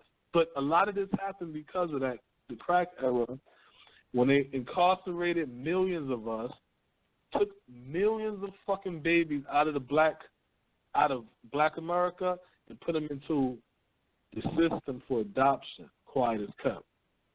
And that's where a lot of these situations occurred. And then these people got older and came back into the world now. You know what I'm saying? Because I run across a couple of them crazy. Now here's another T. Roger talking about the Bloods and the homosexuality shit going on. Story 2. Gangster is a word that comes out of being in a gang. That's where it comes from. There are three things in a gang: cowards, kids, and homosexuals. 75% of California prisons large population is S&Y, special needs yard. That transfers into protective custody, which transfers into homosexuality. Now, the traditional gangs have nothing on the new homosexual gang because they have to be more vicious than the traditional to keep them off. Wow. I wasn't supposed to tell you that, was I? Oh, yes, sir. So when we go into those terms that are slung around and passed off and handed and slapped and pasted, but that's what we're dealing with. A false perception. And it's nothing but perception. Because I can put up things on the internet that are, I can put up a photo shoot. Yes. They can take the photo shoot and shop it or take the original picture and put a caption up under it, which is a false caption, but those who may sit in a box, it is law enforcement perception of what I am to take them because they don't know me. Now, if a man at 16 can control 2 neighborhoods, 5 schools, high schools, not the feeder schools, but control them to 5 city parks, can call a nation meeting where there are 500 youngsters that backed up one police station, then the other police station, and had 2 helicopters. So now we're talking, again, sacrifice of the organizational skills are off the witness scale. And it comes from one thing, because everybody wants to be a leader. But how many of you have compassion? How many of you are your brother's keeper? How many of you will say, no, you cannot sex that girl in to make her a cricklet or a bloodhead or whatever you want to make her, because she is the queen and the mother of the civilization. A race or a nation can rise no higher of their women. So why are you sitting there saying, that's my please? You see that? That's the brother again, T. Rogers, where he sat there and he said, if you could sit there, whatever your organization is, and you a leader, and you got control of your nation, and you sitting here now, basically destroying your community. You have these girls, you sexing these girls in, you breaking these girls. And if your community, literally, and if I'm lying, you can look out in the streets and you can tell me if I'm lying. Community, the quality of your community is based on the quality of your woman. If your woman ain't shit, that community ain't shit. Straight up. You can't show me a community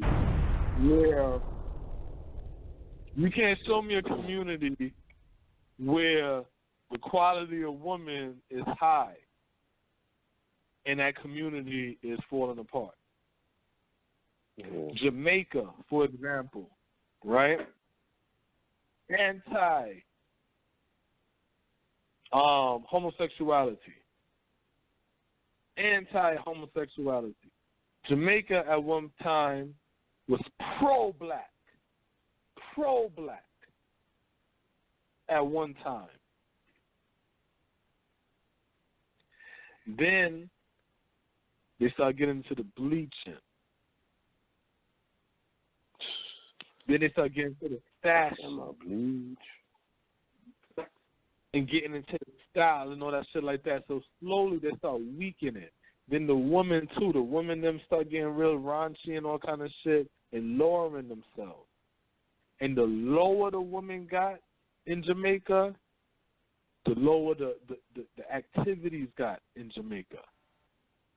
And then they started getting, now they got the raper man, them raping women and killing them and throwing them on the side of the road and all kind of shit like that. Jamaica got more churches per capita than any place around the world. So they got more religion than anybody and got more murders. To let you know, that ain't yours. That's not yours. You think you're calling on a God, you're calling on a devil, you're calling upon your death. So now they got the go-go club, heathenism, the go-go clubs, high prostitution and shit, like legalizing prostitution type stuff like that. So now these women out here using their body to get money. You know what else going on now? Acceptance of homosexuality. Now it's an acceptance of homosexuality. Now there's a big transvestite community out there and all kind of shit like that. Why? Because when you lower that woman, everything that come out of her is low. And guess who come out the black woman? The black man and the black woman. That's who come out the black woman. Little black boys and little black girls. Man. So when we sit here now and we act like the woman is second and we shouldn't honor her, we shouldn't build her up. She must follow us. She got to listen to what I say. I'm the man. I'm the head of the household. I'm the... You came out of her. Our job, and this is my opinion, and if somebody want to debate me on it, they can debate me on it. Our job as black men, in my opinion, we're supposed to be building this economy. We're supposed to be handling business, and we're supposed to be protecting our society. Our society is supposed to be ran by the woman. We are supposed to protect the society. We are supposed to be competing with these other nations. We are supposed to be dealing with business. The woman is supposed to be dealing with society, local economy, rules of the land, governance. That's supposed to be the woman's job. When people's come in and fucking with the house, that's when she's supposed to call on us. Attack. And we like, that's right. The fuck out of our country, nigga. That's our shit. We supposed to be thugging it out. We got it fucked up because we got our ass kicked, in my opinion. So then we came back home and we knocked her off the throne and we said, yo, I'm about to run this shit now. This is my country. And that's not how it's supposed to go. I really feel like we got to change this shit because now we got, with that being done, we're not doing what we're supposed to be doing. Then we start to be easy with being oppressed. That's in the Willie Lynch letter where they told you to break the woman and every generation out of her is going to be weak. What doctrine do you have that can negate that concept? What doctrine do you have that can negate, break the woman, and every child that come out of her will be broken? What doctrine can you tell me can negate that? So that's why I'm saying we have to elevate that black woman. She has to elevate herself.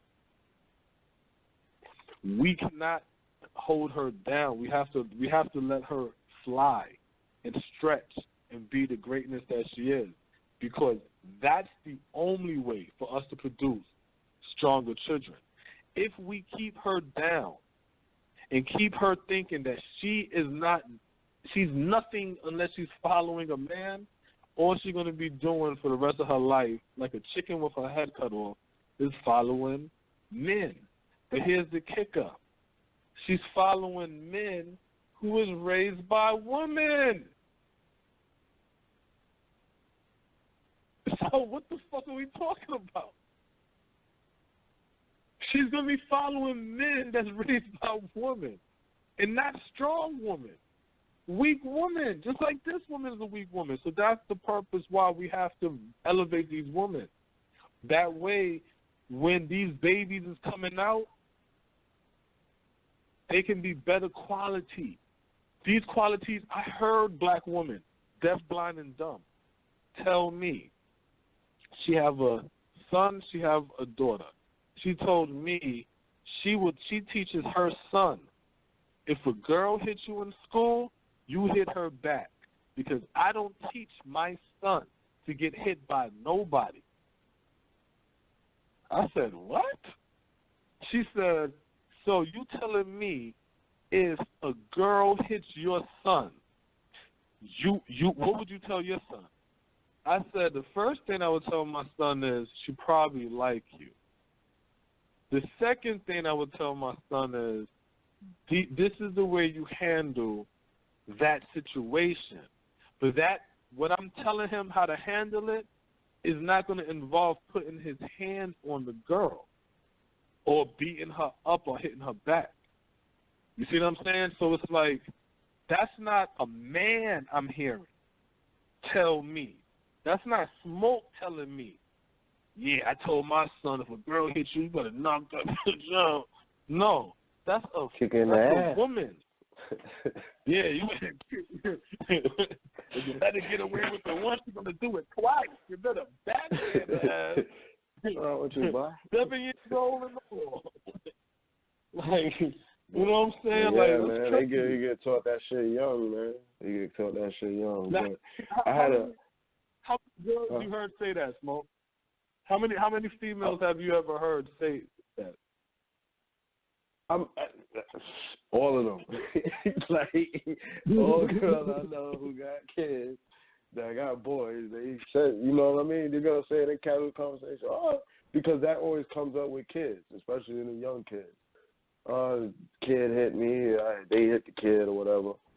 I don't know a time of not hearing, you know, a woman say that shit. Like, they tell their kid to defend themselves, even if they got girls or boys. You know what I mean? But definitely boys. You see that shit all the time. That shit crazy as hell. I'm not from that. I'm from the era where the boys, it was weird. The boys didn't have fathers for sure. But a daughter, that was 50-50. You know what I'm saying? Sometimes a figure might show up, you know what I'm saying, and be like, oh, shit. You know what I'm saying? Such and such might have hit the daughter, and then, you know, the father come up or some shit, and you like, yo, her father came up. He's like, damn, I didn't even know she had a father. You know what I'm saying? But every boy that I knew growing up in Brooklyn didn't have a father. You see what I'm saying? To the point that we used to make jokes about it. You know what I'm saying? It was just weird. Like, it was like shocking if you ran across, like, when I moved to Georgia, and I ran across guys who was like, yeah, they know. And I'm like, yo, you know your father? Like, God damn, how the, yo, where he at? You know what I'm saying? Like, oh, he here with me? Like, oh, yeah, yo, that's crazy. They used to look at me crazy, like nigga, yeah. I you know? So it's like, what you got to understand is now, growing up with no father. Now, this is a question I want to ask. Yeah, because I already asked you that. Now, me growing up with no father, I noticed that a lot. It's like a weird energy. Now, I don't know. Now, to me, the weird energy wasn't no gay energy, because I wasn't thinking gay. But my whole shit always was growing up, you know, being a city kid was like, yeah, I don't need no father. You know what I'm saying? So, like, get the fuck away from me. That was always my attitude, you know, like, get the fuck away from me. You know what I'm saying? So, it was like, you know, anytime I used to see that, like, the whole shit, like, yo, you know what I'm saying? Let's say my mother dealing with somebody and they not dealing, you know, they beefing or whatever, and then it'll be like, yo, you know what I'm saying? I just want to talk to you about your mother. And I'm looking like, nigga, I'm a kid. I don't give a fuck about your relationship. You know what I'm saying? Like, shit like that. Like, you know what I'm saying? Like, you got the ones that want to not act like they a father or some shit, and it's like, nigga, you ain't my father. So it's like, in my opinion, and that's why me, it's like, I don't understand the whole constantly leaving your children, because it's like you really leaving children,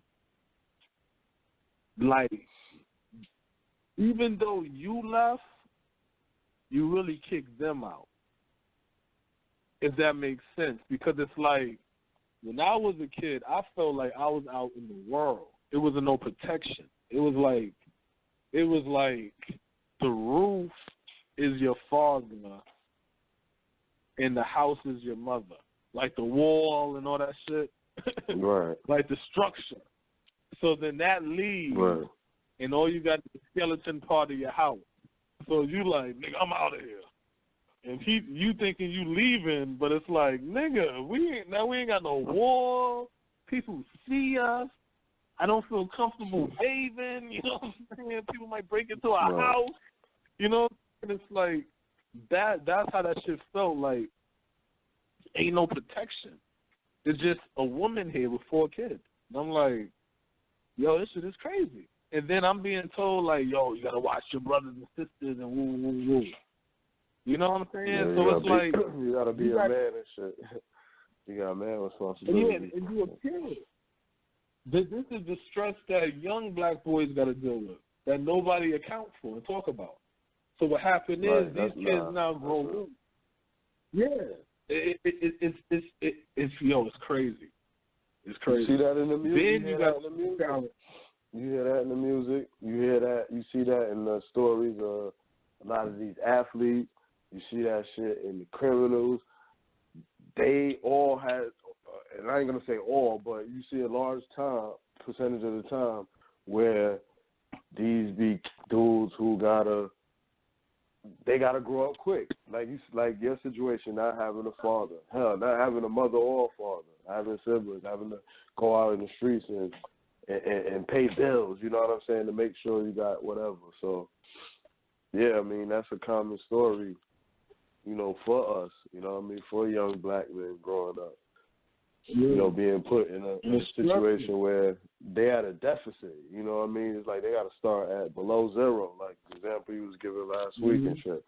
You had a deficit, and that shit turns into like vulnerability, because now you in the streets and now you have to account for, you know, what you missing at home. You know what I'm saying? Whether it's your mom's apart, whatever. Those examples. You know what I mean? You gotta pay bills. You know what I mean? Like, man, if I don't do this, if I don't sell drugs, the light's gonna get cut off.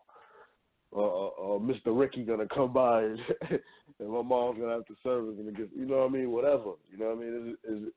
It's real out here. And I had an article. Let me tell you. Wait, before you get to your article, especially out here in Atlanta, because let me tell you, niggas like to joke about Atlanta being gay and all kind of shit like that, but yo, y'all really shouldn't joke about that shit, because to change the perspective out here, you got to say there's a lot of gay motherfuckers coming to Atlanta to prey on these boys out here like vultures, because yo, I be hearing stories and shit out here, and it's just like, yo, this shit is ridiculous. Ridiculous, the shit going on out here in Georgia. When it comes to black boys. You know what I'm saying? Now,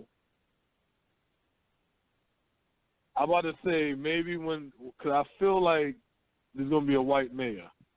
I'm not a white mayor. So, maybe that'll change some shit. I don't know. You know what I'm saying? But because from my understanding, even when it goes to the child murders, the Atlanta child murders of the 70s out here in Georgia, since then, the city officials and shit like that was fucking little boys out here in these ghettos. You know what I'm saying? So it's like, that's another aspect of growing up, especially like I'm saying, as a child with no father, living in the ghetto. You got to worry about getting robbed, jumped, killed, arrested, beat up by police, and you got to worry about men that's preying on you sexually. You see what I'm saying? Now, I would say you got to worry about the woman, because you got a lot of the women preying on these black boys sexually. Because there's a lot of, you know what I'm saying? But, you know, I can't say, you know what I'm saying? On the teacher side of the game. There's a lot of crazy shit. But I'm going to talk about more detrimental shit. And the more detrimental to me is, I mean, both to me is detrimental, because you're exploiting somebody sexually. But yeah, he's preying on that man was way more detrimental. The man was way more detrimental. Fuck out of here. So it usually comes with that certain element.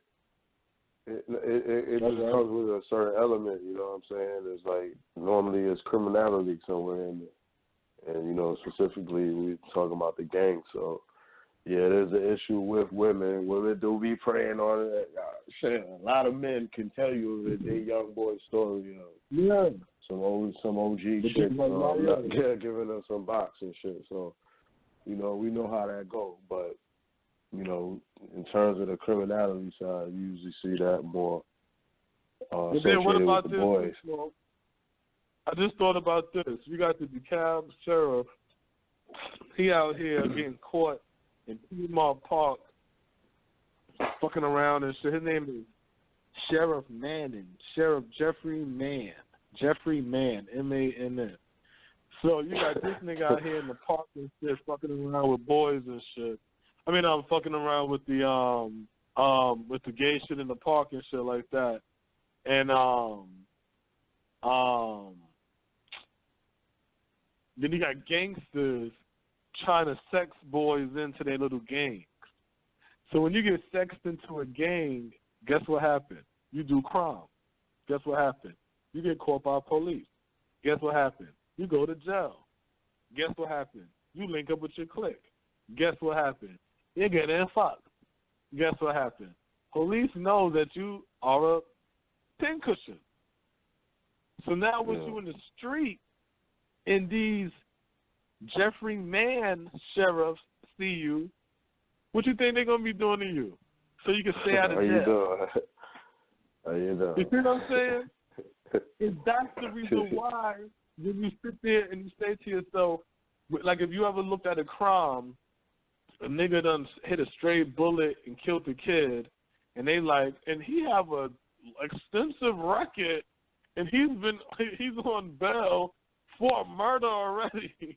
And you're like, how does this nigga get out of jail? For my cousin who's in jail for a traffic ticket, he's still locked up. But this nigga, he out. You know what I'm saying? Because they need those niggas out to infect these boys. But because of the lengthy prison sentences, they infected it through our music to turn the boys out. So then once they come out of jail, or they just release them and don't let them even see jail so they can keep infecting the community, these boys coming up thinking the initiation is to go to jail, where they getting fucked. Straight up. They ask you on Rikers, you with it? If you ain't with it, you got to fight. If you fight, you win. You see what I'm saying? So it's like, come on. When you in juvie and shit like that, and them fucking guards inside there, them adult guards inside there fucking them kids, come on, man. That's what the whole system is designed to break you. And what's the number one way the European knows how to break one another? It's sexually. And that's by taking another man's ass. That's their shit. You got one set of Europeans who want to live openly with that gay shit. You got another set of Europeans who want to keep that shit a secret and keep it on the down low. That's what the big fight is with that homo shit. But that's their culture. We sit here, and even the woman is so backwards, she'll let her son listen to Young Thug. She'll buy her son tight-ass jeans. She'll let him put a fucking piercings in his lip and all kind of shit and do this little funny shit. She'll enjoy that shit because she don't see nothing wrong with it until it's a problem. And that's why it's important for the man not to be in the house, because the man is supposed to be balanced. You know what I'm saying? The man's supposed to be, yeah, okay, you think that's cute, but I see where this about to go. Nah. Take that off. You know what I'm saying? Fuck out of here. If I sit over here now and my son, like, even though I know this won't happen, but let's say my girl, she have my son, both of my sons in a dress. And she laughing and they laughing, And they're like, Daddy, look, Mommy kept me in a dress. That's not my role as a man to laugh. That's my role as a man to be stern-faced and say, yo, take that shit off, yo. You ain't no girl. And then tell her, why would you put my sons in the dress? Yeah. That way they know, oh, this is wrong. This is not right. You know what I'm saying? It's not my job to be like, yeah, let me put a dress on too. We're supposed to be the balance. Just like a mother. If I have daughters and my little girl is the mother might say, yo, you're not doing something. And she asks me and I'm like, yeah, you could do it. And she might come in and be like, oh, hell no. You ain't about to sit here and start manipulating this damn house. I know how. You know what I'm saying? She's supposed to be that balance. She's not supposed to encourage that. We're all off balance. We got this shit fucked up. And when we have our situation fucked up and we're not balanced, black man and black woman is not balanced, that's when you allow the fox in the hen house. And you have the pussy eaters coming in turning your daughters out. And you got the bati man them coming in turning your sons out. And that's when we get into this game here. They have to attack our babies because that's how they attack our future. We don't get that. We're the past. We're not the future. The future is the baby. That's why these crackers attack our babies. That's why they want hip-hop to be what, Smoke? A young man sport, right? And what did we say in our era? Why is hip-hop a young man sport? If you can spit, you can spit. We didn't get it. Because they was turning that shit into a tool against us. And they knew that the person that they had to attack was the youth. So they had to keep it young. That way you keep it new. That way you have no history. So everything's new. So now you got these niggas getting jerked and high now. They're junkies. You got a bunch of slurring ass niggas. They junkies. We watching fucking junkies, and we know junkies are gay. Junkies are gay. You can't dispute that. These dudes out here on lean, and they all leaned up, and they peeled up, and all kind of shit like that. You taking shit that's having you out of your body, out of your nature. So if you there with somebody who want to take advantage of you, what you gonna do? What you gonna do? But the real story is that's why you taking the pill, and that's why you drinking the lean. That's why you staying drunk and high. Because you're hurt. So instead of dealing with your hurt, you rather get on your drugs and click up with your niggas. Now y'all want to grab guns. You know why you want to grab a gun? Because you weak. So the gun make you feel strong. You got your niggas with you. Y'all got numbers. So now y'all want to run around the town and terrorize people because that's what hurt people do. Hurt people hurt people. So instead of you saying, I got these people here, let me build, you want to say, I got these people here, let me destroy. Because I want to destroy people because I'm destroyed. And now you go, you get the little girls, and I want you to fuck everybody in my crew. So now she fucking everybody in the crew because she hurting and she looking for acceptance. So this is what they do. But now, once you go to jail, you're dealing with the hard rock.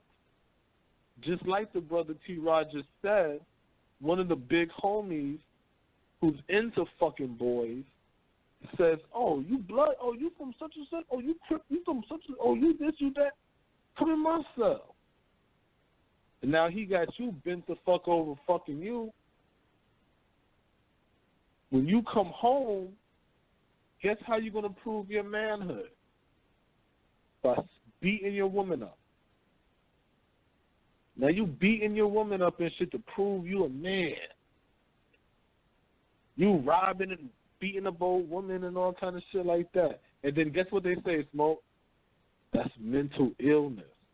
That's not mental illness. These are broken people. And instead of this fucking system saying, we broke these people, they turn around and say it's mental illness. Or they turn around and say they was born that way. They was born transsexual. Oh.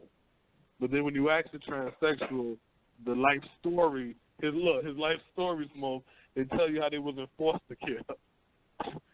Every time you listen to gay black people, it's always foster care somewhere in that story. Just crazy. Just crazy. We don't see no correlation. Okay. But go ahead. I'll just read this last article, which it ties in everything that we really been talking about, and it's from The Guardian. Homosexuality threatens the arts, fuels crime, and they're quoting the artist Leroy Clark from Trinidad. He's like a self-taught painter. And he sells, his works online, and he's well renowned in Trinidad. And so, the Guardian, they had a interview with him, and so it says in it, homosexuality is not only threatening the arts, but is used to indoctrinate gang members, says artist Leroy Clark. The TNT Guardian asked Clark to elaborate on the comment he made last week at his book launch, and this is from 2014, February. And so he made last week at his book launch, which shocked and outraged some of his fellow artists, members of the gay community, and others. And in the phone interview, Clark related homosexuality to the increase in crime, saying young men are usually indoctrinated into gangs with homosexuality, and because of the violation of their manhood, use the gun as a symbol of their masculinity. And so he went on to say, it is brought about by power bases that manipulate the principles that hold our heritage for their own advantage. Something is happening with the gender paradigm today. We had guidelines where we looked at certain types of conduct as abominations and took from the scriptures. And so he go forward and talk about the the Bible, and then they go to ask him what he meant by saying homosexuality was threatening the arts. And so he said, with the exception of the sailor and maybe the midnight robber, there were no longer any definitely male costumes in Carnival, not even portrayals of the devil. And effeminated power has taken over the costumes and even the rhythm of the music. Carnival is no longer male and female. This is a very serious matter. We are dealing with a problem that is threatening our heritage. 50, 60 years ago, what is happening now was not prevalent. And, he's just going forward and just talking about, his relationship with God and so forth and so on. Mm-hmm. And then they also speak on his backlash, the backlash he received from, another gay artist and so forth and so on. But, he spoke towards, Carnival and, the Carnival festivals and the big costumes and so forth. And he's pretty much saying that it's all turned into, feminine portrayals of, with the costumes and shit. So he's not saying that the men is not coming there. It's not like a a woman festival, it's like, you know, the men are dressing up like this too. You know what I'm saying? And he's speaking from another totally different aspect. You know, being that he's from Trinidad and you know his experiences is with the carnival, but that just totally relates to, you know, what we were speaking about with hip hop here. You know what I'm saying? So it's going on.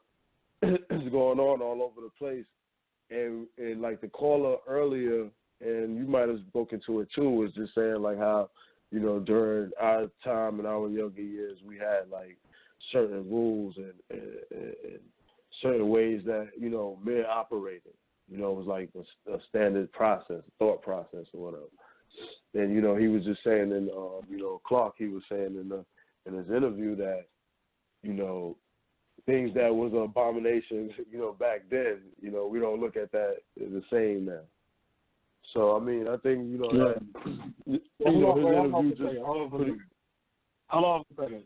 Y'all, you're going to have to check into the YouTube channel to hear the rest of the show or call in because we have 40 seconds, left.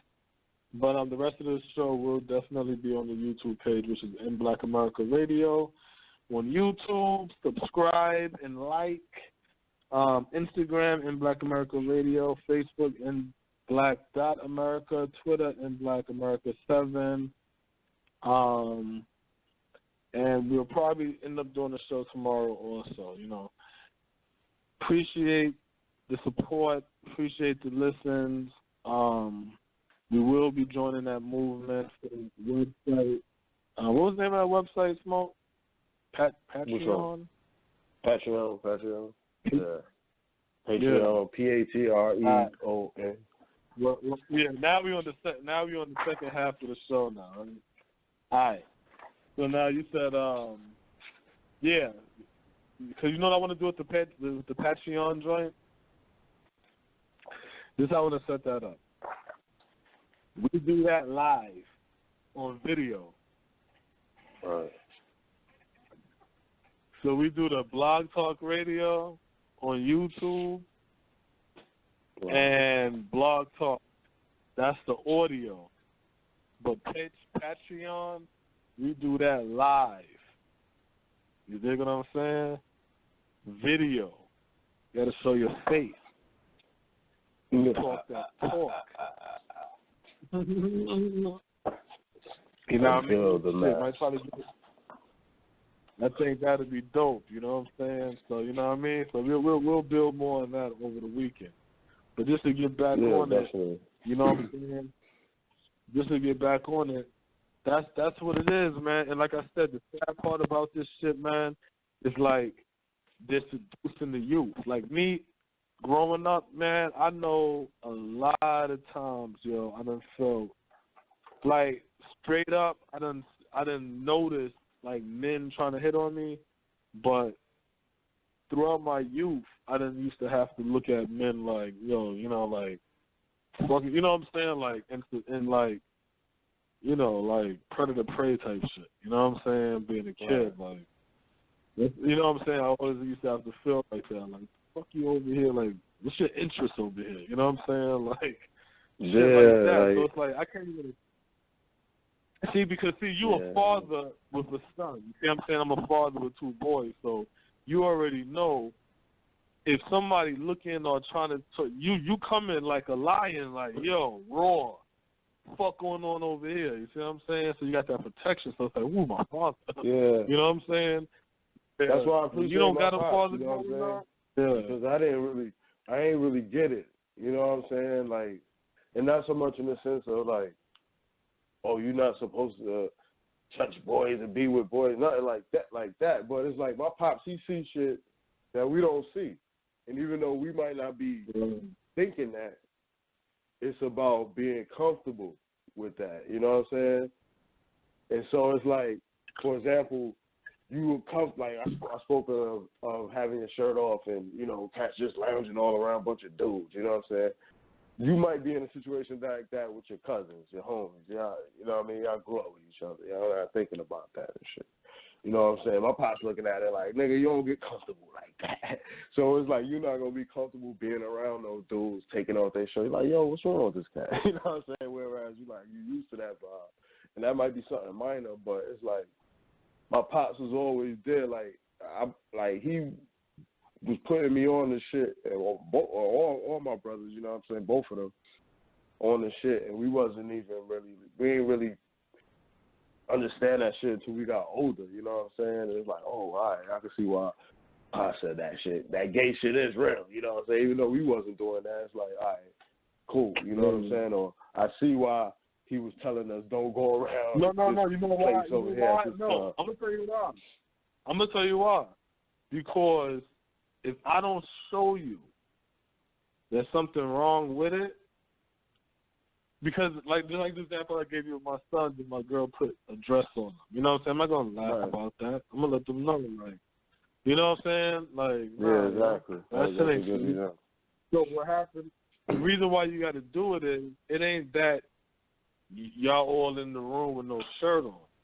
Now, y'all understand, y'all all in the room with no shirt on, but, yo, ain't no funny shit over here. So you got a stigma to it compared to you don't say nothing, and then you go to somebody else's house who funny style, and they're like, let's take our shirts off, and you're like, yeah, okay. And it's like, you know, your father walk in, and you're like, what the fuck is going on in this house? Niggas got their shirt off, and fucking, you know what I'm saying, it's sitting there fucking light, and you're like, yo, what's going on over here?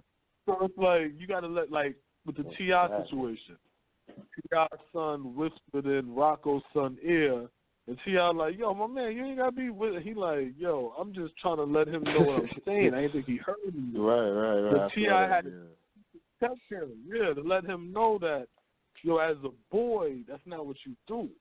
So that's why a father has to be there to check the son on these things. But if the son don't have a father, these are things that he's going to have to bump his head to figure out. So that's the father role. Now, what we have to understand is, well, what women have to understand is, that's your child. That's your son. You dig? You can't raise him to be a man. So don't raise him to be a man. That shouldn't be your objective. That was never your objective. You raise your son to be a good-ass son. You raise him to respect women. You raise him to respect you. You raise him to protect you. You see what I'm saying?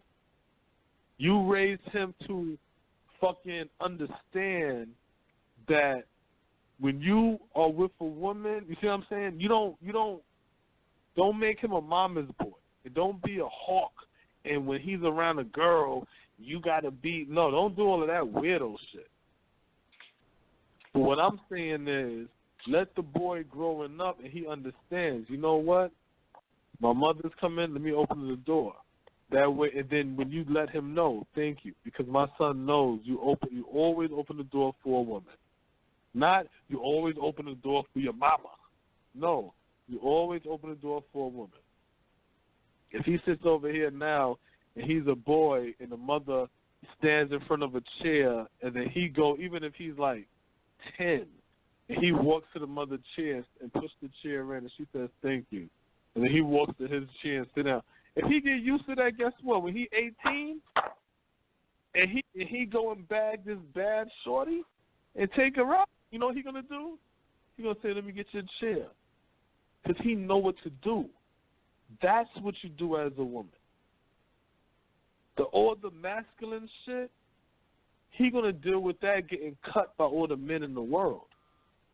You dig what I'm saying? When you have to deal with your homies and deal with wrestling and niggas wanting to fight and all that macho shit, you gotta deal with all of that. Then when he get older, then he'll turn around now, then he could be a father for his child. But to sit over there now as a mother and say, I have boys, but I'm a woman and I don't know how to raise boys to be a man, so I'm just going to have them just grow up. And when they get about 15, 16, I'm going to kick them out the house. That's being reckless. And when you kick them out the house, that's what you give them to the streets. When you give them to the streets is full of degenerates. The streets is where the gay people go. Is that transvestites? Is that pimps, drug dealers, prostitutes? That's where the weirdos is at. Perverts is at. That's who's out in the streets that time of night. Junkies and shit. That's who's out in the street that time of night. That's who out there. When you see gang members and shit like that, these are niggas who don't want to be home. Why you don't want to be home? Let's be clear. I ain't talking about now, because I don't know. Even now, it don't really matter. But why you out that type of night? Just running the streets all night? Because you don't want to be home. So what's going on in your house that you don't want to be home? You dig what I'm saying, Smoke? Yeah. What's going on in your house that's pushing you out? Huh? Escapism. Escapism? Escape from the little reality and shit. Escapism. So what are you escaping from? Your father ain't there. Your mother boyfriend beating on her. Molesting your sisters. Molesting you. Too strict. Like, what is the reason why you are running the streets? Once you start running the streets, guess who the gang members get their drugs from? A lot of time they get their drugs from the gays. Because you got to remember. Now, I'm not talking, like I said, it's probably still going on now. No, I'm being dead serious. Because, remember, gay people couldn't get no work. Gay people couldn't work. You got to remember, gay people couldn't work. They were not allowed to work in the private sector. You see what I'm saying? They was being discriminated against. A lot of them were the ones dealing with identity, when you wanted fake IDs and shit like that, when you wanted drugs and all kind of shit. When you really wanted some underworld shit, them gay niggas are the ones that knew and had access to that world. Quiet as kept. You see what I'm saying?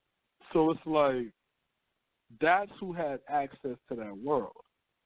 So it's like, that's who had access to, you find out, this transvestite is, like, think about the transvestite. If you listen to the black transvestites,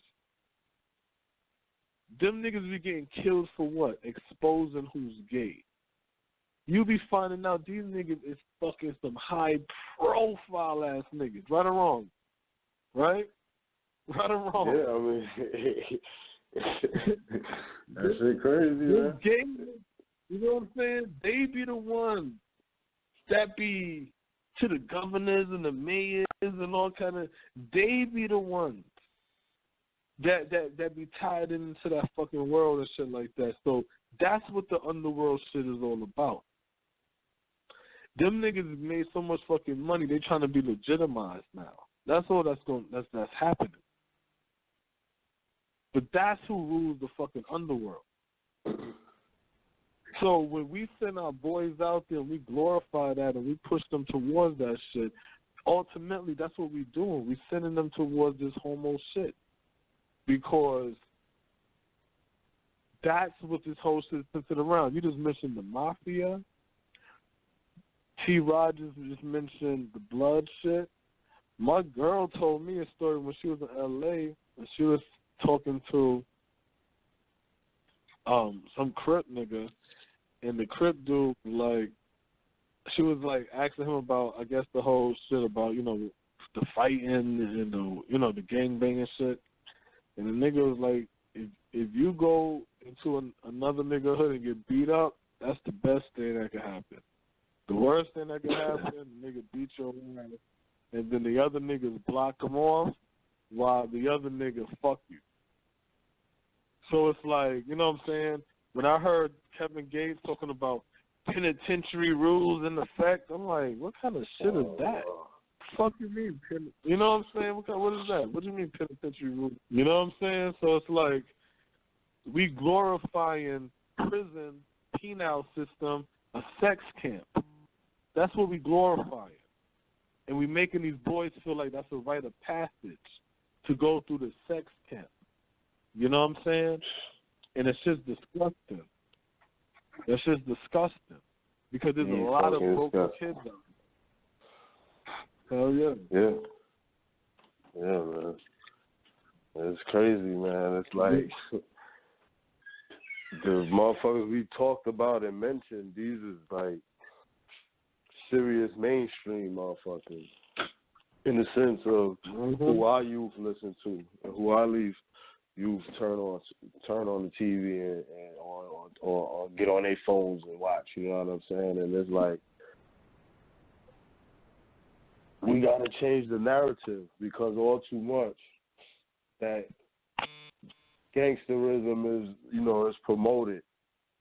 You know what I mean? Just too much through the music, through who motherfuckers want to project themselves to be. Is just like, it's out of control. And it's like some people, they're not really living the life. They just, you know, portray it. But it's serious out here. Shit is real out here, man. And it's like, we don't really even talk about these topics, man. So it's like, you know, I'm glad that, you know, we was able to touch on it, and, you know, I think we did a good job of, like, tying all the stories together, man. But it's like, the seriousness of this shit is crazy, man. And it's crazy the cycle. You know what I'm saying? You have, you know, the cycle and, like, the roles everybody plays. You know, because, you know, you had a woman who, you know, a lot of times these situations happen when the father not around. So, you know, you had a woman who may bring another man into the situation who ends up molesting the kid or just turning him on to the street life, in which now he's exposed to, you know, the street element. And then, you know, ain't no men in the community to uplift him or keep him out of the struggle. If anything, we pushing him more into it. And so, you know, we just looking at we know the obvious pitfalls, going to jail, you know, robbery, getting killed, you know, we just talking about, like, drug shit or just, you know, just street shit, you know what I'm saying? We know the pitfalls of that, but, you know, to really expose this type of topic, you know what I'm saying, and bring it to light, you know, because it's definitely one of the pitfalls that, you know, our young black boys can run into or will run into if they in this street life. And all too many of us is throwing up them signs, you know, seeing the blood signs and whoever, you know what I'm saying, and too many of us perpetrating that shit. And so, which means if these kids really living that life, then it's a lot of them that's been, you know, that's going through these experiences when it comes to homosexuality and the gangs, the football teams and the sports, you know what I'm saying, and so forth and so on. You know what I just thought about? I just thought about this. Jeff Sessions ain't playing with drugs. He ain't playing with drugs. Right? And I ain't talking about marijuana. He ain't playing with drugs. So guess what? No. All y'all niggas who masking, all of that booty fucking that y'all been doing or getting done to you, you ain't gonna have no more drugs to cover that shit up. So how you gonna handle it then? You ain't gonna have no more activists. You ain't gonna have no more pills. How you gonna handle it then? Huh? Huh? Figure that shit out. Figure that shit out. The only comfort you're going to have is Vaseline. No more drugs. No more drugs. Oh, man. Alcohol. What's a bunch of drunk niggas? Because you see, you heard about the Stevie J shit, right? Stevie J? No. Yeah, they got that boy. They got screenshots and some shit of this nigga, yeah. Laid up with a nigga. Stevie J and Jocelyn. Jocelyn Hernandez. Stevie J. Hitmaker. And Joseph. Hitting assholes. Don't say Joseph. Yeah, that nigga George. Yo, that nigga, they got the fucking screen shit out. You know, they got the Stevie J somewhere breathing heavy. Oh, come on, man. Yeah, they got this nigga. He's fucking the nigga. Yeah, he's fucking the nigga. You should have had Corey. Yeah, you should have had Corey to make one of those sounds. I can't wait to hear. Before we hold to hear that shit, I can't wait to hear that part of the fucking story. You already because come on, they got some screenshots of that shit. Did you hear about that shit?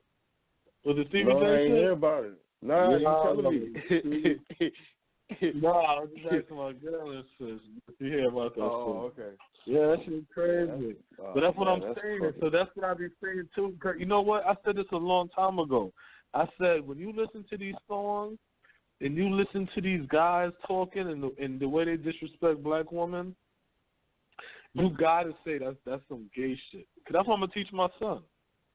I'm gonna teach my son that. I'm gonna say if you hear guys calling these black girls bitches and hoes and shit like that, yo, that's how gay guys talk. If my son come over there and be like, if I hear him talking about, yeah, man, and these bitches and shit, I'm like, bitches? This how y'all talk about women?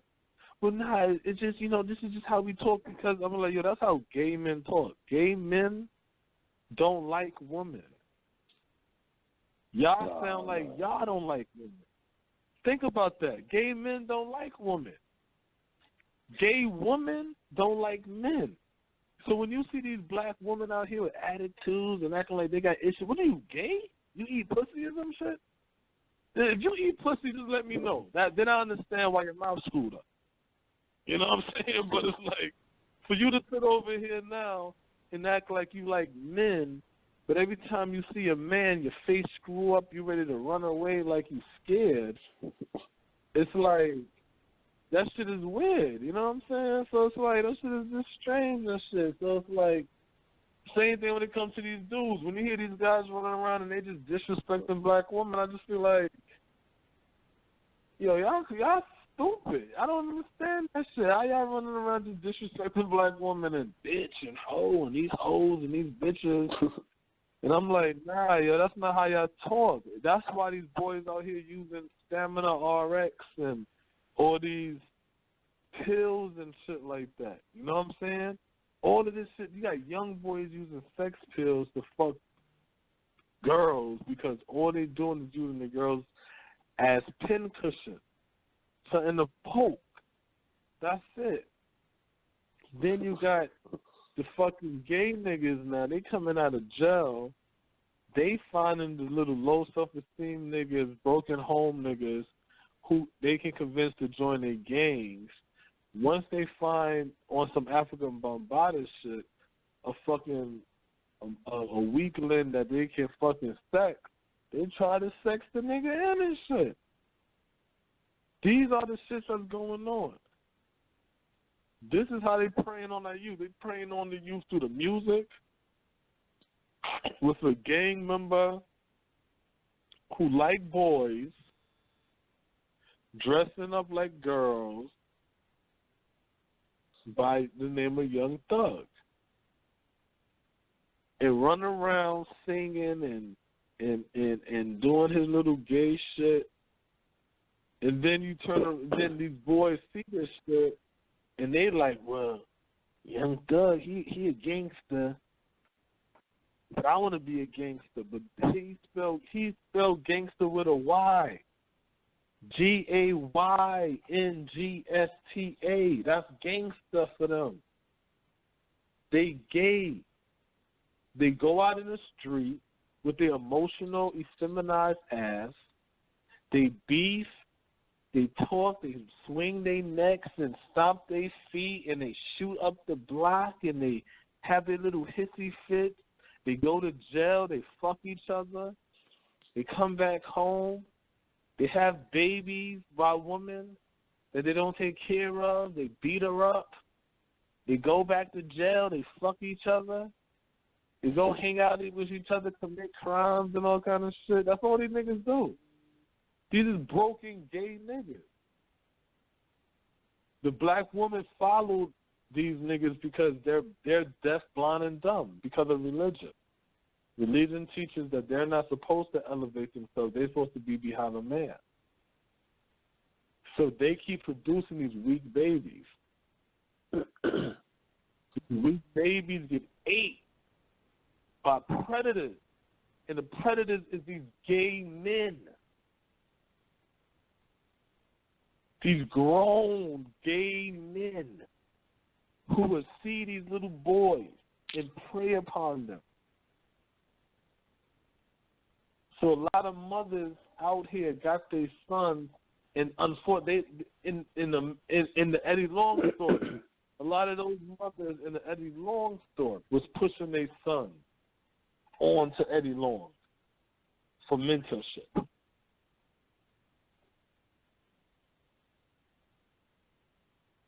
Not knowing that they're pushing their sons into a pervert. So it's like,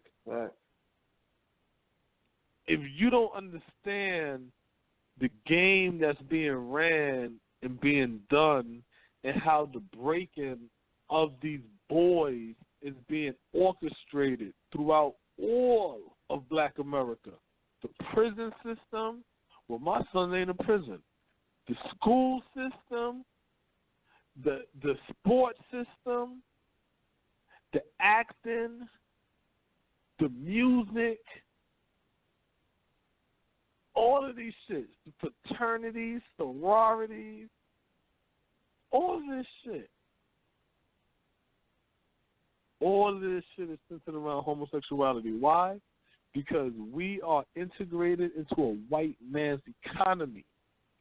And we want to build our structure within his economy. So we want the same thing that he had in his economy. We want that.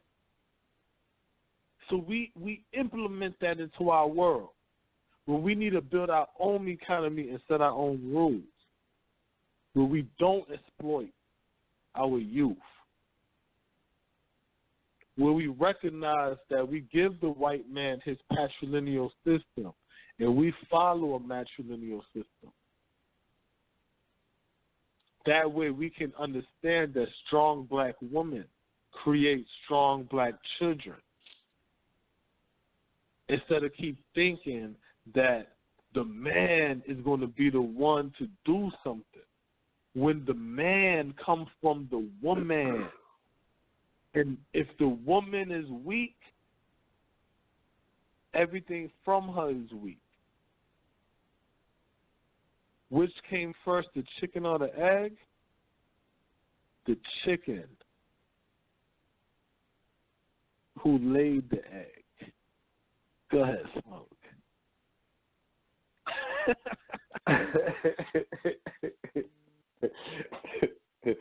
I can't even say that. Yeah, that's crazy. It's Black America. That's it, man. But you know what? But yeah, we're gonna try that. I'm gonna speak to you on shit probably tomorrow or some shit about that whole the other shit. You know what I mean? The other little shit or whatever. But the Patreon or whatever. But yeah, we're gonna set that shit up, man. But thanks for listening all. Thanks for the support. Go to that YouTube, subscribe, like. You have to like, subscribe, leave messages on the comment board. That way I can we can definitely answer any questions. Or if you have any topics or if you have anything that you would like us to speak on, drop that down in the comments. And we'll build upon those also. You know what I'm saying? I want to say peace and black power, and thanks for the support. Go ahead, Smoke. Close out. We out of here. All right.